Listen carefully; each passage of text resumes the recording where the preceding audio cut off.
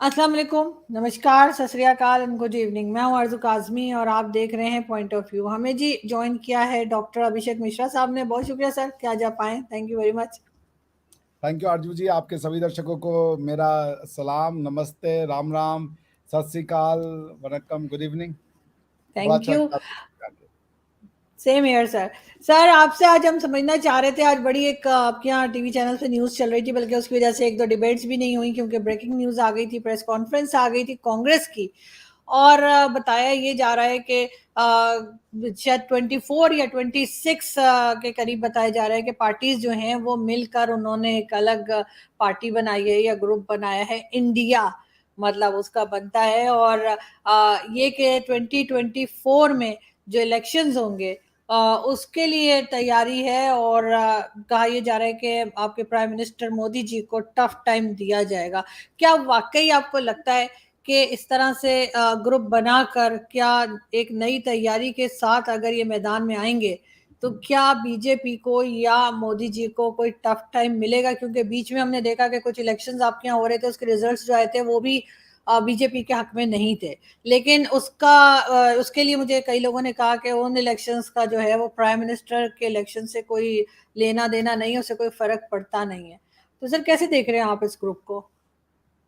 देखिए, सबसे पहले तो आपके जितने दर्शक हैं उनको मैं ये बता दूं कि जो इंडिया है, जो कि ये जो 26 पार्टियों का अलायंस है, उन्होंने अपने हम्म। अलायंस का नाम, जैसे पहले यूपीए और एनडीए होता था, हम्म। इस बार उसको इंडिया नाम दिया है। और इंडिया का मतलब है Indian national developmental inclusive alliance. Alright, hmm. तो ये है इंडिया। यानी कि पहले यूपीए था, आपका progressive United progressive alliance, NDA है आपका नेशनल डेमोक्रेटिक अलायंस। तो उस तरीके से अब इन्होंने इंडिया बनाया। देखिए, ये जो 26 पार्टियां आई हैं, इनमें से कुछ पार्टियां जो हैं वो जो साउथ इंडियन की हैं, कुछ पार्टियां आपको वेस्ट इंडिया, ईस्ट इंडिया यानी बिहार बिहार से हैं, और कुछ पार्टियां जो हैं वो छोटी छोटी दल है जिनका बहुत सिग्निफिकेंट वो नहीं है। अब अगर आप देखें कि जब भी कोई बड़ी पार्टी होती है, जब भी कोई एक प्री पोल या पोस्ट पोल अलायंस होता है, प्री पोल अलायंस की बात कर लें, तो वो तभी सक्सेसफुल होगा ना जब उसमें एक पार्टी वो सबसे बड़ी पार्टी है जो सबको एक साथ समेट सके। कांग्रेस एक समय वो रोल कर सकती थी जब उसके 150-200 के आसपास सीट आया करती थी। आज कांग्रेस खुद एक बहुत ही जिसे कह लीजिए सोचनीय परिस्थिति में 52 या 53 उनके टोटल मेंबर ऑफ पार्लियामेंट है करंट पार्लियामेंट में। ये जो अलायंस है, इसका कोई आप समझ लीजिए, मैं कहूंगा जमीनी स्तर से कोई सच्चाई नहीं है। ये मोदी को और स्ट्रांग ही बनाएगा। पीएम मोदी की, चूंकि एक तो इन्होंने पीएम मोदी को अटैक करने के लिए उन्हीं की स्टाइल चुनी है। ये पीएम मोदी है, ये जो एक्रोनिम की पूरी पॉलिटिक्स शुरू करने वाले पीएम मोदी हैं। अमेरिका गए, बोले कि there are two AIs which are best in the world, one is artificial intelligence, second is American Indian partnership. ये एआई हो गई। तो वो ये जो एक्रोनिम का बड़ा फनी सा एक जिसे कह लीजिए एक सटायर टाइप से वो यूज करते हैं, ये उनकी देन है। अब उन्हीं की taking a cue from prime minister Modi ji, और उनके आधार पे आप ये इंडिया अपनी अपनी अलायंस का नाम रख रहे हो। इस अलायंस का कितना वोट शेयर है, ये लोग इस आधार पे चल रहे हैं कि पर्टिकुलर पार्टी के पास 10% वोट शेयर है, किसी के पास 5% वोट शेयर है, किसी के पास 6% है। ये जुड़ जाएंगे तो टोटल मिलकर के ये 36-35% या 40% वोट शेयर हो जाएगा और हम जो है मोदी जी को चैलेंज कर देंगे। भाई बात ऐसी नहीं है। हालांकि अभी कर्नाटक में जो चुनाव हुआ उसमें मोदी जो बीजेपी थी वो अच्छा परफॉर्मेंस ने नहीं किया। मतलब बीजेपी को 66 सीट आई और आपको कांग्रेस को आई 135 सीट। ठीक है ना, टोटल वहां पे 224 सीटें थी। राइट, लेकिन अगर आप ये देखें कि बीजेपी को वोट परसेंटेज कितना था, वो तो 36। तो आप बीजेपी अपना वोट परसेंटेज वहां पे मैनेज करके रखी हुई है, कोई बहुत ज्यादा नीचे नहीं चली गई है। तो पॉइंट ये है कि एक तो था कि जो प्रोविंशियल गवर्नमेंट थी उससे फटीक था, करप्शन का फटीक था, और लोगों ने मोदी से फटीक नहीं था। जैसे इसका सबसे अच्छा एग्जांपल देखिए, हमारे यहाँ राजस्थान का जो इलेक्शन हुआ था, उस राजस्थान इलेक्शन में अभी 4 या 5 साल, 3 या 4 साल पहले हुआ था, उसका बड़ा अच्छा लोगों ने वो दिया था, जो कह लीजिए स्लोगन। उस इलेक्शन का स्लोगन था बीजेपी के अगेंस्ट में कि वसुंधरा तेरी खैर नहीं, मोदी तुझसे बैर नहीं। यानी कि वसुंधरा जी आपकी तो गवर्नमेंट गई, लेकिन मोदी जी आप आएंगे, और हुआ भी वही। राजस्थान में हरा दिया लोगों ने बीजेपी को, लेकिन उसी राजस्थान में मोदी जी को 100% सीट आई, 100%, मतलब मेरे ख्याल से 25 या 26 सीट है, 25 में से 25 लेकर के आगे भाई वो। तो ये जो अगर इम्पेटस कोई सोच रहा है कि लेजिस्लेटिव असेंबली के इलेक्शंस में हरा करके बीजेपी को वो हरा देंगे, तो मुश्किल है। देखिए बीजेपी अभी नहीं लड़ रही है चुनाव, चुनाव लड़ते हैं मोदी जी। मोदी जी की कैरिस्मेटिक पर्सनालिटी है, अब पूरा इंडिया उनको प्राइम मिनिस्टर के रूप में मानता है भाई। अगर कोई एक बहुत बड़ा फॉलोअर है कांग्रेस का, तो भी वो जाकर के कहता है यार प्राइम मिनिस्टर तो मोदी बनना चाहिए। इनके पास समस्या ये है कि ये जो अलायंस है, इस अलायंस में एक तो कोई लीडर नहीं है, सभी प्रधानमंत्री बनना चाहते हैं। अगर ये मान लीजिए अलायंस गलती से जीत भी गया, तो ये इतना अनस्टेबल होगा, इतना अनस्टेबल होगा, क्योंकि कांग्रेस चाहेगी कि हम प्राइम मिनिस्टर बनाएं, अपना कैंडिडेट राहुल गांधी जी को बनाएं। नीतीश कुमार जी को पता है उनकी उम्र खत्म हो गई है, वो प्राइम मिनिस्टर बनना चाहते हैं। ममता दीदी भी वेस्ट बंगाल में चीफ मिनिस्टरशिप कर करके थक गई है, वो भी प्राइम मिनिस्टर बनना चाहती हैं। और सबसे मजे की बात है कि क्या कांग्रेस अपनी सीटें छोड़ेगी? क्योंकि टीएमसी कह रही है तुम बंगाल मत आओ, समाजवादी पार्टी कह रहे हैं तुम यूपी मत आओ। यूपी में 80 सीटें हैं, कांग्रेस अगर 80 सीट न लड़े, समाजवादी पार्टी को छोड़ दे, तो कांग्रेस का तो अस्तित्व खत्म हो जाएगा। हालांकि है भी उनके पास यूपी से पिछली बार सिर्फ एक सीट आई थी, वो भी श्रीमती सोनिया गांधी जी की थी। तो पॉइंट ये है कि ये अलायंस का ये सिर्फ फोटो मुझे लगता है अपॉर्चुनिटी है, बिकॉज कोई भी रीजनल पार्टी कांग्रेस को वो लीड देने के लिए नहीं तैयार है, वो नहीं छोड़ेंगे कांग्रेस के लिए एक भी सीट। क्या सपा तैयार हो जाएगी कि यूपी में हम कांग्रेस को सीट छोड़ दें? उन्होंने किया था पिछली बार, राहुल जी ने और अखिलेश जी ने अलायंस किया था, उसका कोई रिजल्ट नहीं निकला। बीजेपी फिर भी आपका 50-55 सीट लेकर के आ गई थी, या 60 सीट लेकर के आ गई थी 2019 के चुनाव में। सो इसका कोई वो नहीं है। आई डोंट थिंक कि इस जो अपोजिशन में कोई दम है मोदी जी के लिए। अपोजिशन होना चाहिए, स्ट्रांग होना चाहिए, लेकिन फिलहाल इससे मुझे कोई बहुत उम्मीदें नहीं लगती। बिल्कुल ठीक। लेकिन सर वैसे तो आपने देखा है कि बीजेपी की गवर्नमेंट या Modi ji as a prime minister जो है बहुत स्ट्रांग रहे, चाहे वो इस्लामिक कंट्रीज के साथ उनके रिलेशंस हों, चाहे इकोनॉमी को लेकर, लेकिन और चाहे वो इंडिपेंडेंट फॉरेन पॉलिसी रही हो। लेकिन अपोजिशन जो है वो भी एक बहुत इंपॉर्टेंट रोल प्ले करती है किसी भी कंट्री में। लेकिन स्ट्रॉन्ग अपोजिशन अगर हो, आपके यहाँ हो, चाहे पाकिस्तान हो, खैर पाकिस्तान की हम बात नहीं करें, लेकिन फिर भी पाकिस्तान में भी अपोजिशन हमेशा बहुत कमजोर दिखी है। और यही हमने हिंदुस्तान में देखा कि बीजेपी की गवर्नमेंट जो है वो बहुत स्ट्रांग जा रही है। और आ, 2 बार जो इलेक्शंस हुए हैं उसमें, उससे पहले जो है वो कांग्रेस का पहले बड़ा नाम होता था, लेकिन ये बहुत ज्यादा हम देख रहे हैं कि इसकी हालत या कहिए कि कंडीशन जो है या उनका जो स्टेटस है बहुत कमजोर से कमजोर होता चला जा रहा है। उसकी क्या वजह हो सकती है? क्या खानदानी पॉलिटिक्स चल रही है इस वजह से कि पार्टी में कोई और नहीं है जिसको सामने लाया जाए? वही जो हमारे यहाँ चलती है, नवाज शरीफ नहीं होंगे तो शहबाज शरीफ होंगे, वो नहीं होंगे तो मरियम नवाज होंगे। क्या ये रीजन है इसका कांग्रेस के इस तरह फेलियर होने का? कांग्रेस के फेलियर का 4 रीजन है जो मुझे लगता है। सबसे पहले कि कांग्रेस ने जमीनी स्तर पे हो रहे भारत के अंदर के बदलाव को नहीं समझा। वो वही बात बार बार करते रहे जो वो बात पिछले 70 साल से कर रहे थे कि भारत जो है वो क्या कोई पर्टिकुलर आइडेंटिटी नहीं है, ये फूलों का गुलदस्ता है और ये और वो और सब मतलब एक समान है, और इस तरीके की बातें कर रहे थे। जिस और एक उनका सॉफ्ट कोर था इस्लाम के प्रति। तो वो जो था वो लोगों ने धीरे धीरे लोगों में उसको लेके फटीग आने लगी। जैसे आप देखें 1956 का कोड बिल आता है हिंदू के लिए, लेकिन मुसलमानों के लिए शरीयत अलाउ कर दी जाती है। तो यानी कि हिंदू को कह दिया गया कि तुम एक शादी करोगे और दूसरी शादी की तो तुम्हारी टांगें तोड़ देंगे, तुम्हें जेल में डाल देंगे। उसके लिए पॉलीगेमी को इन्होंने ऑफेंस बना दिया, क्राइम बना दिया। लेकिन मुसलमानों को एट द सेम टाइम उन्होंने कहा नहीं, आप 4 शादी कर लो, हमें कोई ऑब्जेक्शन नहीं है। So they have always treated the majority community with utter disregard. और मेजॉरिटी कम्युनिटी ये भी था कि जो majority community in the sense of हिंदू मुसलमान बात कर रहे हैं, क्योंकि ये मुसलमान जो एक फिलॉसफी है उसमें आपको मेजॉरिटी और माइनॉरिटी करना पड़ता है। हालांकि इंडिया में कोई मेजॉरिटी माइनॉरिटी है नहीं, सब इंडियन है क्योंकि सबको सेम अधिकार प्राप्त है।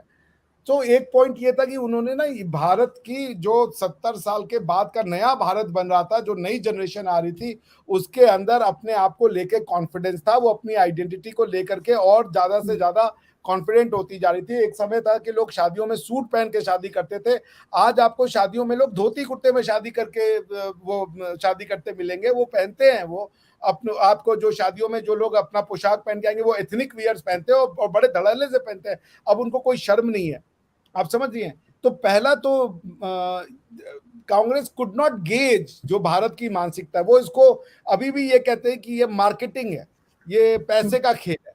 वो ये समझ ही नहीं पा रहे हैं कि लोग चेंज हो गए हैं, लोग अपने आप को दूसरे तरीके से आइडेंटिफाई करते हैं। दूसरा, कांग्रेस एक्सट्रीम लेफ्ट पे चली गई। जो आप वो लेफ्ट टू सेंटर हो सकते थे और जो थोड़ा सा मिडिल अप्रोच लेकर के चल सकते थे, वो उन्होंने नहीं किया। राहुल गांधी जी के लीडरशिप में जो कांग्रेस पार्टी है वो एकदम लेफ्टिस्ट विचारधारा है उनकी, उनको इस्लामिक सॉफ्ट कॉर्नर है, इसमें कोई शक नहीं है। जैसे कोई भी अगर इंसिडेंट ऐसा होता है जिसमें कोई विक्टिम या इंसिडेंट मुसलमान के अगेंस्ट हो, तो आपको वहां पे कांग्रेस पार्टी बिल्कुल बहुत तेजी से आवाज उठाते हुए दिखाई देगी। लेकिन वैसा ही सिमिलर इंसिडेंट यदि किसी हिंदू के साथ हो जाए तो वह वैसा आवाज उठाते हुए नहीं दिखते हैं। तो ये एक नोशन चला गया है लोगों के अंदर कि कांग्रेस जो है वो एक तरीके से प्रो इस्लामिक पार्टी है। ये हो ना हो वो एक अलग बात है, मगर ये नोशन तो चला ही गया है लोगों में। हालांकि राहुल गांधी जी ऐसे बहुत अच्छे इंसान है, बड़े प्रोग्रेसिव इंसान है, मैं उनका बहुत सम्मान करता हूँ।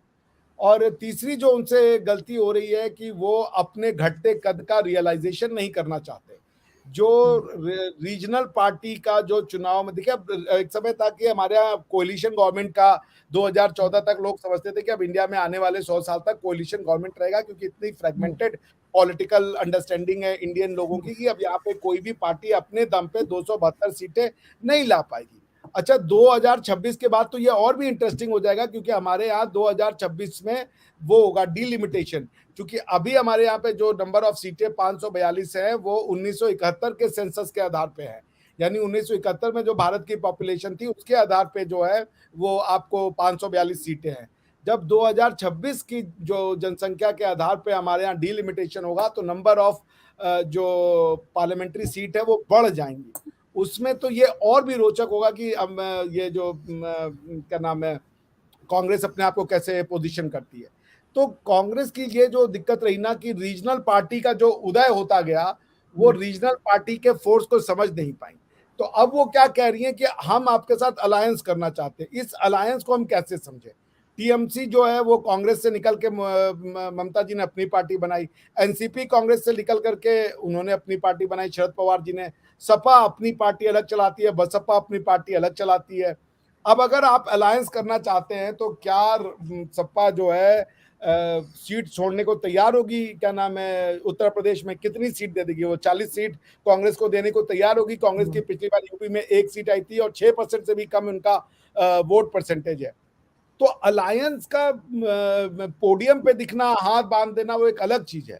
अभी एक दिन पहले तक केजरीवाल जी के साथ इन लोग की जम नहीं रही थी, क्योंकि केजरीवाल जी चाहते थे कि दिल्ली में जो सुप्रीम कोर्ट के डिसीजन के अगेंस्ट में जो गवर्नमेंट ने ऑर्डिनेंस लाया है to turn over the decision of Supreme Court of India on the governance of Delhi, वो कहते उस पर आप हमारा साथ दीजिए।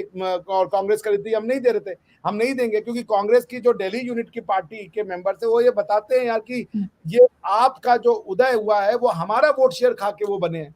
तो जो लोकल यूनिट है उनमें वो नहीं चाहते कि आपके साथ हमारा वो कोई अंडरस्टैंडिंग, क्योंकि उनको पता है कि आप फिर से हमारा वोट शेयर खा जाएगी। तो बहुत ज्यादा प्रॉब्लम्स है, इतना इजी नहीं है जितना न्यूज चैनल में सुनाई दे रहा है, बिकॉज जो ग्राउंड रियलिटीज है वो बहुत वो अलग है। लास्ट प्रॉब्लम कि उनके पास कोई फेस नहीं है, कोई फेस नहीं। और मोदी के जैसा स्ट्रॉन्ग फेस को आप क्या कह के लोगों से कहोगे मोदी को हराओ? क्यों? मॉर्निंग कंसल्टेंट का हर वीक आता है कि मोदी का जो पॉपुलैरिटी है वो साला 72, 70, 80 इसके आसपास रहता है।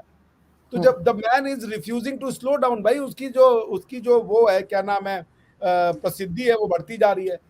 उसके बाद चलिए बाकी बाद में बात करेंगे। आप अगला प्रश्न। बिल्कुल ऐसा ही है, लेकिन सर इसी में अगर हम दूसरा रुख देखें इसका, प्राइम मिनिस्टर मोदी का, तो क्या वजह है कि वो उनकी पॉपुलैरिटी बढ़ती चली गई इसके बावजूद के तरह तरह के आपके यहाँ स्कैंडल्स बने या इश्यूज आए सामने? जैसे कभी हिजाब का आ गया, कभी मुस्लिम्स को कोई प्रॉब्लम है, कभी कोई और चीज लेकर जो है बहुत बार जो है क्रिटिसाइज भी किया गया प्राइम मिनिस्टर मोदी को, लेकिन इसके बावजूद हम देखते हैं, चाहे वो अफगानिस्तान हो, चाहे सऊदी अरब हो, चाहे यूएई हो, चाहे यूरोप हो या अमेरिका हो, सब जगह पे जिस तरह का उनको वेलकम दिया गया है इन कंट्रीज में जहां उन्होंने विजिट्स किए, उसकी क्या रीजन हो सकती है? इसलिए कि यहाँ तो बड़ा शोर मचाते हैं ना लोग पाकिस्तान में भी कि जी देखो जी वहाँ मुस्लिम्स के साथ ये हो रहा है तो वो हो रहा है, लेकिन आपके यहाँ पाकिस्तान को छोड़ भी दें, अगर चले हमारी तो आदत है कोई भी आएगा हमने तो कुछ ना कुछ कहना ही है, लेकिन जो इंडियन मुस्लिम्स हैं वो भी कुछ ना कुछ नाराजगी दिखाते हैं, और जैसे जो अपोजिशन है वो भी शोर करती रहती है, लेकिन मोदी जी को हमने सिर्फ आगे बढ़ता हुआ देखा। तो सर उनका क्या सीक्रेट है कि वो इतने सक्सेसफुली सारी कंट्रीज को, चाहे वो इस्लामिक हो चाहे ना हो, वो सब उन्हें अवार्ड्स दे रहे हैं, सब उनकी वाह वाह कर रहे हैं, क्या वजह हो सकती है? देखिए, इसकी शुरुआत मोदी जी से तो नहीं होती ना। भारत का लोग मोदी जी में वो देख रहा है और सुन रहा है जो वो पिछले 700 साल से नहीं सुन पा रहा था। हमारे पास पहले बाहर के लोग आए, उन्होंने कहा तुम्हें तो भगवान का कंसेप्ट नहीं है, तुम मूर्ति पूजा करने वाले लोग हो, तुम पेगन हो, तुम फलाना हो, तुम ढिमकाना हो। तो उन्होंने हमें उस नाम पे पहले भैया हमारे साथ लड़ाई झगड़ा करा, हमारी जमीनों पे कब्जा करा, फिर हमको लड़ना पड़ा। खाली हमको गालियां सुनने पड़ा कि यहाँ पे ये लोग अनटचेबल को करते थे, इनका औरतों को साड़ी पहनने का वो जो ब्राह्मण था वो हक नहीं देता। अजीब अजीब सी कंस्ट्रक्टेड स्टोरी, ठीक है ना, जिसकी सच्चाई से कोई लेना देना नहीं है। मैं ये नहीं कह रहा हूँ कि जात पात नहीं था या छुआछूत नहीं था, मगर एक्सट्रीम पे नहीं था। और इसका सीधा सा एग्जाम्पल ये है कि पाकिस्तान में जो आज हिंदू कम्युनिटी रह रही है वो कोई बड़ी हाई कास्ट ब्राह्मण कम्युनिटी नहीं है, वो लो कास्ट हिंदू है। क्यों नहीं कन्वर्ट हो जाते? वो तो तुरंत कन्वर्ट हो जाए भाई। अगर इतना ही उनको इस्लाम में अगर मान लीजिए एक रिफ्यूज मिला था तो सारे पाकिस्तानी आज स्वेच्छा से मुस्लिम कन्वर्ट हो जाते। और भारत के भी जितने SC ST ये जो शेड्यूल कास्ट थे वो जाकर के बन जाते तुरंत मुसलमान। वो क्यों नहीं बन रहे? तो पॉइंट ये है कि ये जो एक 700 साल से हमें पहले धर्म के नाम पे हमारी अंडरस्टैंडिंग, हमारी फिलॉसफी, हमारी रिलीजियस बिलीफ, हमारे ट्रेडिशन कल्चर का मजाक उड़ाया। फिर उसके बाद पॉलिटिकल इंपीरियलिज्म हुआ। कार्ल मार्क्स जैसे लोग आके कहने लगे कि ये लोग कभी इकोनॉमिक डेवलपमेंट नहीं कर सकते। क्यों? फिर वही इनका लाइफस्टाइल प्रिमिटिव है, ये तो गाय को पूजने वाले लोग हैं, ये तो पेड़ों पौधों की पूजा करते हैं, पानी की पूजा करते हैं, इनका तो इकोनॉमिक डेवलपमेंट हो नहीं सकता। तो हमें 700 साल से 800 साल से सब ने हमें हमारी कमियां बताई। सब ने कहा ये किसी लायक लोग नहीं है, ये लोग इनकी लाइफस्टाइल प्रिमिटिव है, ये लोग घटिया लोग हैं, छोटे लोग हैं। कोई काफिर कह रहा था, कोई कह रहा था ये काले हैं, सब ने हमारे बारे में गलत लिखा। लेकिन हम चलते रहे, लड़े झगड़े मारे पीटे, जैसा भी हुआ हम अपनी आइडेंटिटी को बचाए रखे। 1945-47 के बाद हमें यह लगा कि अब हमारी आइडेंटिटी को निखार मिलेगा, लेकिन उसका उल्टा हुआ। हमें आजाद भारत में भी हमारी आइडेंटिटी को अभिशप्त बना दिया गया, हमारी हर चीज का मजाक उड़ाया गया, हमारे कल्चर का, हमारे ट्रेडिशन का, हमारे सोच का, हमारे खान पान का। हमको कहा गया कि कपड़ा हमको कोई मुगल सिखा गया है, और ताजमहल नहीं होता तो हम पता नहीं दुनिया को क्या दिखा देते, और हमारे पास कोई हमारे पास ऐसा आर्किटेक्चरल वो नहीं है। ये सब चीजें बताई गई हमारी किताबों में। हमारी किताबों में बताया गया कि औरंगजेब बड़ा अच्छा आदमी था, महाराज शिवाजी छत्रपति शिवाजी महाराज जो थे वो बड़े खराब आदमी थे, पता नहीं क्या क्या बताया गया। उसके बाद आया एक आदमी जो ये कहा कि मैं भारत को टूटने नहीं दूंगा, भारत को मरने नहीं दूंगा। ये बात लोगों में रेजोनेंस की, क्योंकि वो शर्माते जरूर थे। जैसे राम राम है, हमारी ग्रीटिंग है राम राम, सदियों से, इस्लाम के आने से सदियों पहले राम राम है। लोग जय श्री राम कह के, आप पुरानी फिल्में देखें उसमें जय श्री राम करके ग्रीट करते थे। उसको ऐसा बना दिया कि अगर हम राम राम कह रहे हैं तो हम एंटी मुस्लिम हो गए, अगर हम राम राम कह रहे हैं तो एंटी मुस्लिम कैसे हुए भाई? हम किसी मुसलमान से उतना ही प्यार कर सकते हैं, राम राम हमारी ग्रीटिंग है। लेकिन चूंकि वो मुसलमान नहीं सुनना चाहता राम राम, तो हम भी राम राम नहीं कहें। तो ये आपकी समस्या है, आप कह रहे हो। तो पॉइंट ये है कि हमें हमारी आइडेंटिटी ट्रेडिशन से दूर किया गया। भाई राम हिंदुस्तान की आइडेंटिटी का पार्ट है, तो हम जब राम राम कह रहे हैं, सर बहुत से मुस्लिम तो राम जी को मानते भी हैं, तो वो राम राम कहने में क्या हर्ज है? नहीं, ये हमारी साइक बना दी गई भाई कि अगर हम जय श्री राम बोल रहे हैं पब्लिक में, कोई मुसलमान है तो हम शर्मा जाते हैं। मैं शर्मा जाता हूँ कि क्या सोचेगा ये जय श्री राम कह रहा है। एक मुसलमान जो है 5 बार वो नमाज पढ़े, बोले ला इलाहा इल्लल्लाह, मतलब कोई भगवान इबादत के लायक नहीं है, उसको शर्म नहीं आएगी या उसको हेजिटेशन नहीं। लेकिन हमारी मानसिकता ऐसी बना दी गई कि अगर 1-2 मुसलमान खड़े हो तो हम नमस्ते नहीं बोलेंगे, या हम हेलो बोलेंगे, या हाय बोलेंगे, या हम राम राम नहीं बोलेंगे। इसको बताया ये सेक्युलरिज्म है। मुझे नहीं पता कि मैं जर्मनी में गया हूं और वहां के लोग अपनी ग्रीटिंग छोड़ करके किसी टर्क्स को खुश करने के लिए वो उसका अस्सलाम वालेकुम बोले, वहां नहीं बोलता कोई, वो अपनी ही ग्रीटिंग बोलते हैं। तो ये एक अजीब सी बात, तो इसमें मोदी जी ने हमें हमारा प्राइड दिया। मोदी जी ने भरे मंच से कहा बोलो हर हर महादेव। मोदी जी ने भरे मन से कहा बोलो जय श्री राम। भाई जय श्री राम बोलने से हम एंटी मुस्लिम कैसे हो गए? हर हर महादेव बोलने से हम एंटी मुस्लिम को? भाई मैं मुसलमानों से बहुत प्यार करता हूँ, मेरा सबसे अच्छा दोस्त पाकिस्तान का था जर्मनी में, मैं आज भी मैं खुलेआम कहता हूँ मुसलमानों से बहुत प्यार करता हूँ, कोई मुझे ऑब्जेक्शन नहीं है, लेकिन मैं अब हर हर महादेव ना कहूँ। भाई हर हर महादेव कहने से मैं कैसे एंटी मुस्लिम? मैं जिस शहर का हूँ बनारस, उसकी पहचान है, उसको कहते हैं ये देवाधिदेव महादेव का शहर है। माता गंगा और भगवान शिव के बिना मेरी पहचान अधूरी है। हम लोग सवेरे भी जब मिलते हैं एक दूसरे को हर हर महादेव किए बिना बनारस में लोगों की ग्रीटिंग नहीं पूरी होती है। तो अब ये कैसे एंटी मुस्लिम हो गया, हमें समझ में नहीं आ रहा है। तो ये मोदी जी ने लोगों में विश्वास भरा, मोदी जी ने लोगों को कहा, पार्टी के मतलब मंच से कहा हर हर महादेव, और 370 खत्म। भारत को देखिए, भारत के लोग अपने भगवान को लेके उतना सेंसिटिव नहीं रहते हैं, मगर बहुत उनके अंदर विशाल हृदय है, वो चुप हो जाते हैं बेचारे। आप मंदिर तोड़ दिए ना, आप नहीं देखेंगे इसका रिएक्शन में कोई मस्जिद टूट रहा है हिंदुस्तान में, नहीं देखेंगे आप। अजमल कसाब आया, उसने गोली मारी, एक दंगा नहीं हुआ, क्योंकि लोगों को पता था पाकिस्तानी है, नहीं करते हैं वो बेचारे। आप हिंदुस्तान में एक मस्जिद को तोड़ते हुए देखेंगे। आप क्या कहते हैं बाबरी मस्जिद तोड़ दी, बाबरी मस्जिद तोड़ दी, झूठ बोलते हैं, पूरी बात नहीं बताते। मस्जिद को तो कहीं भी तोड़ा जा सकता है। एक मस्जिद बाबरी मस्जिद तोड़ी, वहीं 5 किलोमीटर दूर पे 5 एकड़ जमीन देके दोबारा बाबरी मस्जिद बनवाई है हमने। तो अगर तोड़ना तो तब होता है जब हम तोड़ के दोबारा नहीं बनाते, हम तो तोड़ के उसका खाली जगह चेंज किए। सो आप देखिए, ये ईश्वर को लेके बहुत भक्ति भाव रखते हैं, लेकिन वॉयलेंट नहीं होते, लेकिन धरती से अपने बहुत प्यार करते हैं। भारत का मतलब उसकी धरती। तो मोदी जी ने धरती से जोड़ा है। अब वो कहीं भी जाते हैं, संस्कृत का एक श्लोक बोल देते, लोग वही फैन जाएंगे, वो यूनाइटेड नेशन के मंच से तमिल में 2-3 वाक्य बोल देंगे, तमिलनाडु के लोग भी फैन।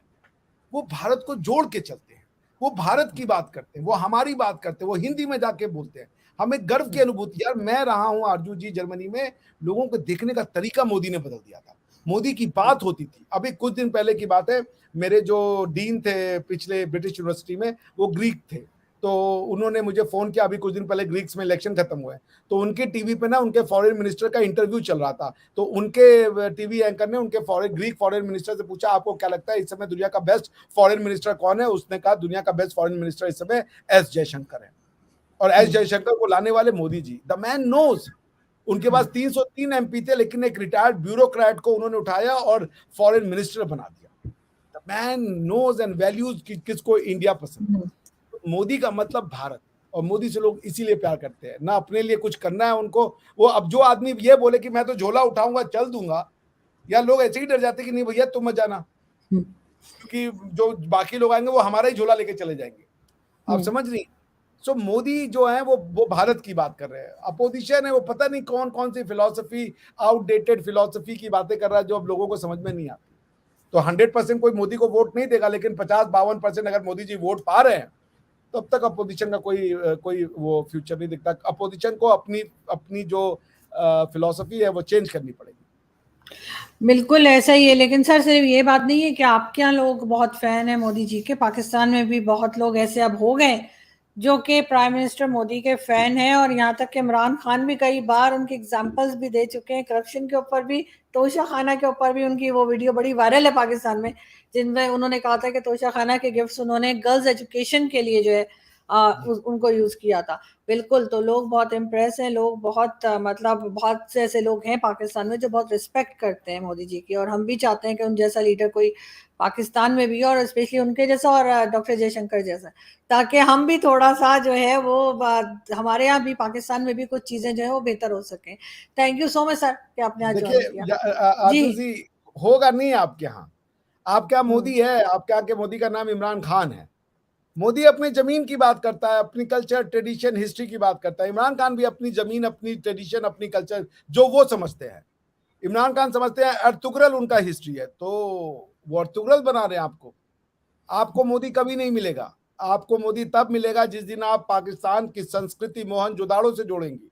जिस दिन आप बिल्कुल। तक्षशिला के ऊपर प्राउड कहेंगे कि हमारे पास दुनिया की सबसे ओल्डेस्ट यूनिवर्सिटी है। हम्म। अदरवाइज आपको मोदी मिल चुके हैं, 3.5 साल नहीं चले आपके मोदी साहब। हमारे मोदी साहब 14 साल चल रहे। भाई हमारे मोदी जी ने कहा राम राज्य लाएंगे, आपके मोदी जी ने कहा कि मदीना नहीं सर, रियासत। सर ये आप बड़ी ज्यादती कर रहे हैं। आप इमरान खान और मोदी जी को कंपेयर नहीं कर सकते, क्योंकि जिस तरीके से मोदी जी ने काम किया, बहरहाल इमरान खान अपने 3.5-4 साल में उसमें से 1% भी नहीं कर पाए। इसलिए मुझे नहीं लगता कि इनका तो मैं आपस में कंपेयर नहीं आप कर रहा, कहीं से भी मैं कह रहा हूँ कंपेयर कि नहीं। मैं कंपेयर नहीं कर रहा, मैं कह रहा हूँ दोनों लोग जिस फिलॉसफी को लेके कन्विक्शन है उनकी, वो बिल्कुल। कन्विक्शन उनको नहीं बनने देती। मोदी जी की फिलॉसफी कुछ और है, इमरान साहब की फिलॉसफी कोई और है। आपके यहाँ पे जो भी आएगा वो जो पाकिस्तान की फिलॉसफी है उसी को अडेयर करेगा। मोदी बनना अगर चाहिए और जयशंकर चाहिए तो कॉन्स्टिट्यूशनल डेमोक्रेसी की ओर जाइए, सेक्युलराइजेशन की ओर जाइए, कॉन्स्टिट्यूशन को supreme law of the land बनाइए, अपनी हिस्ट्री से लोगों को जोड़िए, परसों मोदी मिल जाएगा आपको। बिल्कुल ऐसा ही है सर, लेकिन सेक्युलर कैसे हो सकते हैं? फिर वो टू नेशन थ्योरी वाला चूरन जो हमने चलाया था वो तो फेल हो जाएगा ना। वो तो लोग कहेंगे, वो तो एकदम ही हो जाएगा कि ये तो है ही नहीं। अगर बहुत से लोगों को अभी भी ये बात समझ आ रही है, आई एम श्योर कि पाकिस्तान में बहुत से लोग इस बात को समझ रहे हैं, और लेकिन कुछ कर नहीं पाते, वो एक अलग बात है। लेकिन बहरहाल हम देखते हैं सर कि ये कांग्रेस पार्टी जो है अपने साथ मजीद पार्टीज को लेकर जो उन्होंने जोड़ बनाया है, तो वो कैसे आगे बढ़ते हैं, क्योंकि कुछ ना कुछ बहरहाल इलेक्शन जो है आपके यहाँ के बड़े इंटरेस्टिंग होने वाले 2024 में। और हमारे यहाँ भी इलेक्शन है, तो देखते हैं क्या होता है। खैर हमारे इलेक्शन तो सर पहले से हमें पता होता है कौन आ रहा है, लेकिन आपके यहाँ जो है वो काफी इंटरेस्टिंग रहेंगे। बहुत शुक्रिया सर कि आपने आज ज्वाइन किया। Thank you.